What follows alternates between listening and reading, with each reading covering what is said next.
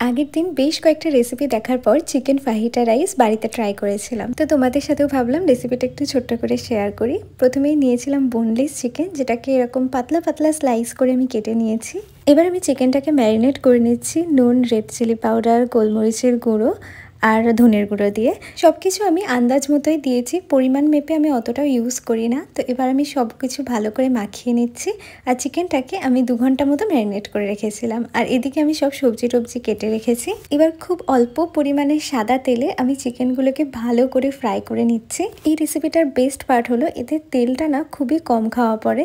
তো চিকেনগুলো বেশ লাল লাল করে আমি ভাজছি, যাতে একদম জল-টলগুলো শুকিয়ে যায়। রান্নাটা না খুব সহজেই একদম কম সময়ে হয়ে যায়। হাতে কম সময় থাকলে এটা ট্রাই করতে পারো। এবার আমি অল্প করে তেল দিয়ে তাতে রসুন কুচি আর পেঁয়াজ কুচি দিয়ে দিলাম। এবার এটাকে একটু ভালো করে ফ্রাই করে নেব। পেঁয়াজটা হালকা একটু লাল লাল হলে এর মধ্যে আমি গোলমরিচের গুঁড়ো আর রেড চিলি পাউডার অ্যাড করে নেব, খুব সামান্য পরিমাণে, যেহেতু চিকেনেও দেওয়া আছে। এবার এটাকে ভালো করে মিক্স করে নিয়ে এর মধ্যে আমি অ্যাড করছি ক্যাপসিকাম আর টমেটো। তোমরা চাইলে এর মধ্যে রেড আর ইয়েলো কালারের বেল পেপারও অ্যাড করতে পারো, কিন্তু আমি মার্কেটে পাইনি বলে অনলি গ্রিন ক্যাপসিকামটাই অ্যাড করলাম। এরপর খুব সামান্য পরিমাণে আমি একটু জল অ্যাড করে দেব আর এটাকে একটু ঢাকা দিয়ে রাখবো। সবজিগুলো একটু সিদ্ধ হয়ে গেলে এর মধ্যে চিকেনটা অ্যাড করে ভালো করে মিক্স করে নিতে হবে। ভাতটা মা আগে থেকেই করে রেখেছিল। একটু বড় জায়গা হলে বা পরিমাণে কম হলে তোমরা কড়াইতেই করে নিতে পারো পুরোটা একসাথে মিক্স, কিন্তু আমাদের কড়াইটা একটু ছোট বলে আমরা হাঁড়িতে ফার্স্টে চিকেনটা দিয়ে তার মধ্যে মা ভাতটা মিক্স করে দিচ্ছে।